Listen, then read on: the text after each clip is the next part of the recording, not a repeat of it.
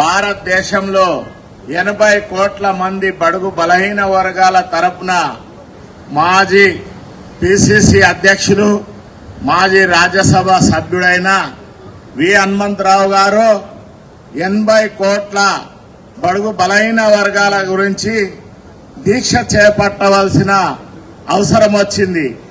ఎందుకంటే జనగణనలో కులగణన ఎస్సీ ఎస్టీలకు కాలం ఉంటది కానీ బీసీలకు ఆ కాలం లేదు. ఓబీసీ అని అంటే మన బీసీల పరిస్థితి భారతదేశంలో ఏ విధంగా ఉందో ఈ బీజేపీ పాలనలో చూడండి. ఇక్కడనేమో తెలంగాణలో 2.5 కోట్ల మంది బీసీలు ఉన్నారు. మా హనుమంతన్నకు పదవి రానికి 2.5 సంవత్సరాలు పట్టింది ఈ కాంగ్రెస్ పార్టీలో.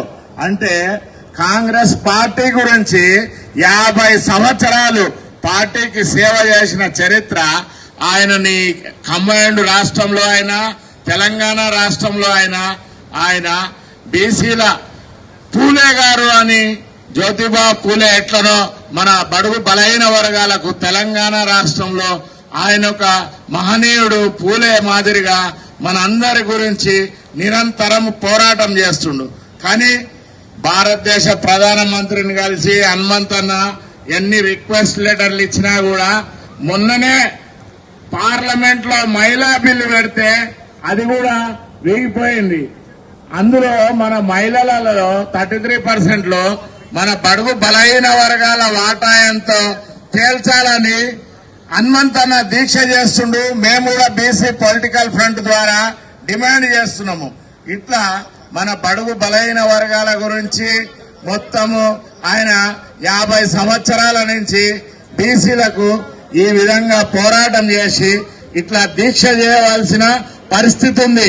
హనుమంతన్న పోరాటం కేవలం ఈ రోజు ఆయన ఏ పార్టీలో పనికిట ఆయన జీవితం మొత్తం కాంగ్రెస్ పార్టీలో ఉన్నప్పటికీ కూడా ఎప్పుడు కూడా బీసీల పక్షాన మాట్లాడుతూ అధికార పార్టీలో ఉన్నప్పటికీ కూడా బీసీలకు విద్య లోపల గాని ఉద్యోగాల లోపల గాని రాజకీయ అవకాశాల్లో గాని ఎక్కడ పిలిచినా బీసీ సంఘాలు ఎక్కడ పిలిచినా ఏం మారుమూల ప్రాంతంలో పిలిచినా బీసీల కోసం నేను ఉన్నానంట అని చెప్పేసి తన జీవితం మొత్తం కూడా బీసీలకు త్యాగం చేసి బీసీల పక్షాన నిలబడుతున్నటువంటి సందర్భంగా రేపు నరేంద్ర మోడీ గారు మరి రాష్ట్రానికి వస్తా ఉన్నారు.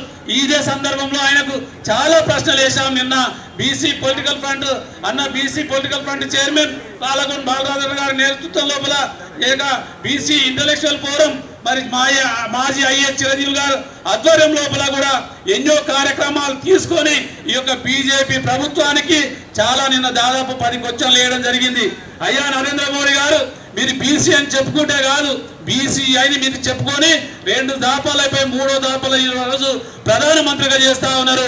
మీరు వచ్చిన తర్వాత బీసీలకు చేసింది ఏందో ఒకసారి చెప్పి ఈ యొక్క తెలంగాణలో అడుగు పెట్టాలని చెప్పేసి బీసీ పొలిటికల్ ఫ్రంట్ తరఫున డిమాండ్ చేస్తా ఉన్నాం. ఖచ్చితంగా బీసీలను జనాభా వేమడతా ఉన్నాం. కులాల వారిగా లెక్కించమని చెప్తా ఉన్నాం.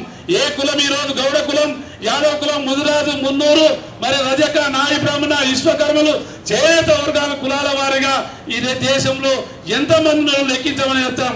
మా లెక్కలు తీయాలంటేనే భయపడుతున్నటువంటి మీరు రేపు బీసీలకు అవకాశాలు ఇస్తారంటే ఏ విధంగా నమ్ముతామని చెప్పేసి కూడా మిమ్మల్ని ప్రశ్నించదలుచుకున్నాం. మీ రోజు బీసీ రాష్ట్రంలో ఉన్నటువంటి బీసీలు చెప్తా ఉన్నారు. మొన్న మేము బీసీలందరం కూడా రాష్ట్ర బంధుకు పిలిపిస్తే అన్ని రాజకీయ పార్టీలు మద్దతు ఇచ్చినాయి. మరి మద్దతు ఇచ్చినటువంటి రాజకీయ పార్టీలకు కూడా ఈ వేదిక సందర్భంగా చెప్తా ఉన్నాం. బీసీలకు మీ యొక్క రాజకీయ పార్టీ నుంచి మీ స్పష్టమైనటువంటి అవగాహనతో ముందుకు రావాల్సిన అవసరం ఉంది.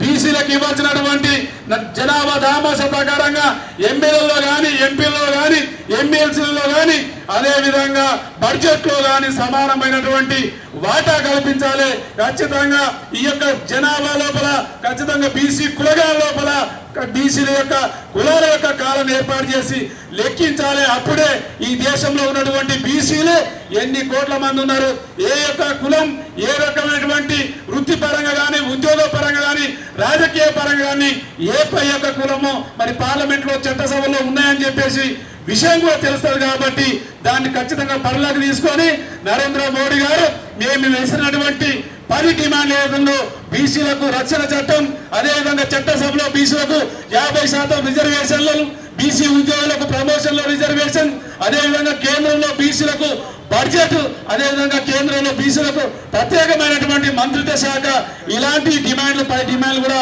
ఆయన వద్దబెట్టాం. కాబట్టి ఆ డిమాండ్ల మీద మరి వాళ్ళు మాట్లాడాల్సిన అవసరం ఉంది. ఈ రాష్ట్ర మంత్రులు కానీ, అదేవిధంగా ఇక్కడ తెలంగాణ నుంచి ప్రాతినిధ్యం వహిస్తున్నటువంటి పార్లమెంటు సభ్యులు కూడా ఒక్కరు కూడా పార్లమెంట్ లో మాట్లాడతలేరు. వాళ్ళు కూడా ఈ యొక్క డిమాండ్ ను రేపు మరి ప్రధాని దృష్టికి తీసుకెళ్లాలి. హనుమంతరం చేస్తున్నటువంటి పోరాటం కేవలం వ్యక్తిగతం కాదు, ఈ రాష్ట్రంలో ఉన్నటువంటి బడుగు వర్గాల కోసం, దేశంలో ఉన్నటువంటి బీసీల పక్షాన ఆయన కూర్చున్నాడు. కాబట్టి ఈ వయసులో కూడా ఆయన బీసీల పక్షాన కూర్చొని ఈరోజు బీసీల కోసం చట్టసభలో 50% అవకాశాలు రావాలని చెప్పేసి కూర్చున్నాడు. కాబట్టి అన్నగారికి మనం అందరం కూడా తోడునీడగా ఉండాలని చెప్పేసి విజ్ఞప్తి చేస్తూ